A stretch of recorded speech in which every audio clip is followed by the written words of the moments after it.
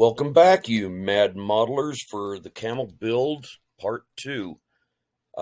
Please like and subscribe because this old man needs another little source of income to supplement his fixed income. Anyway, on this series, we're going to look into the strut mounts for this airplane. Okay, here you see a strut mount that has been silver braze soldered together with this stuff that I've shown on the right hand of the picture. These pieces were fabricated out of some, I think 16 gauge sheet steel and bent around a form, held in place, and then with an oxyacetylene torch brazed on. And then that will in turn, the whole fixture will be bolted to the main spars of the wing or the longerons on the fuselage. Okay, here we see two images of the strut mount for the cabane struts near the cockpit. The one on the left has yet to have the holes drilled in it for the bolts that go through the spar of the center section. The one on the right has yet to have the hole drilled through it and the longeron on the fuselage. You can also see some of the flying wires and how they are rigged onto that strut mount. Okay, the strut mounts have now been placed on the longerons of the fuselage. These two show up near the firewall. They look pretty rough, but they will get wire brushed from a Dremel tool and painted later on. They will stay in position until I get the top center section aligned, and then all of the holes will be drilled at once in a hole big enough for a 440 or 632 bolt. Okay, since we're in this area, we're going to move on to some sheet metal on this aircraft. These aluminum panels were made from aluminum flashing for your roof.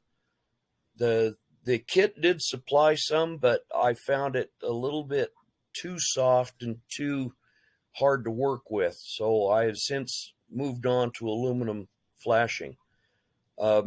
These were bent and fabricated over a form. This is the form I used to shape the panels around the guns. Yes, I know what that form looks like, but we're not going to talk about it. This is a family-oriented show. Anyway, I used a rubber mallet to make the compound curves in this piece of sheet metal, and you keep test fitting it to the plane and then work it a little bit.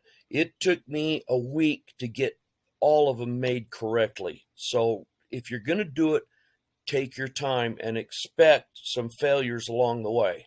Not everybody gets to this point and can do it right off the bat. Okay, on to the side panels of the Camel. Just behind the cowling and in front of the cockpit, there are two oval-shaped access panels that were used for the engine. On mine, the left one is going to be removable so that I can access the receiver and the batteries. That is shown on the right picture, and the cover plate is on the left. You can see the carburetor intake hole off to the right of each picture. Now we're going to move on to the bottom of the airplane. You can see right behind the engine. On the bottom is a hollow space for the exhaust gases off of that rotary engine.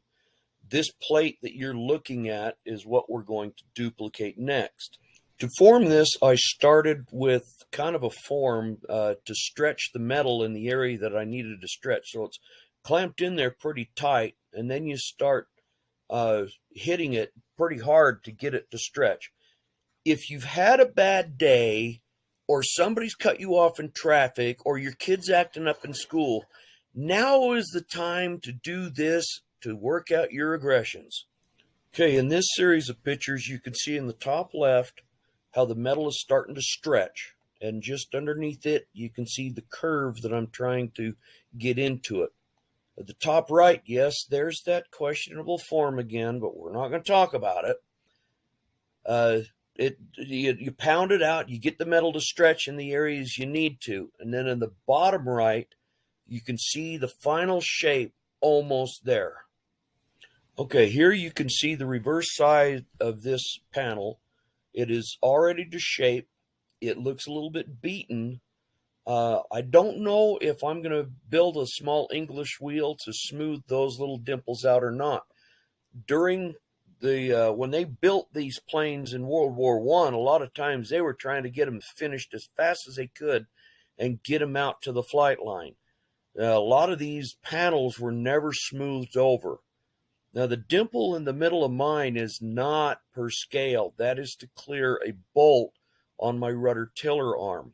So that is, an anomaly that it shouldn't be there, but is necessary. Okay, so that's the sheet metal portion of it and the strut mounts. I'm going to save the rest for episode number 3, which I haven't decided on what it's going to be yet. There's quite a few things I can do it on. But here's a sneak peek of some lower wing panels that have been built and attached to the Camel. Bye-bye for now, and be sure to like and subscribe.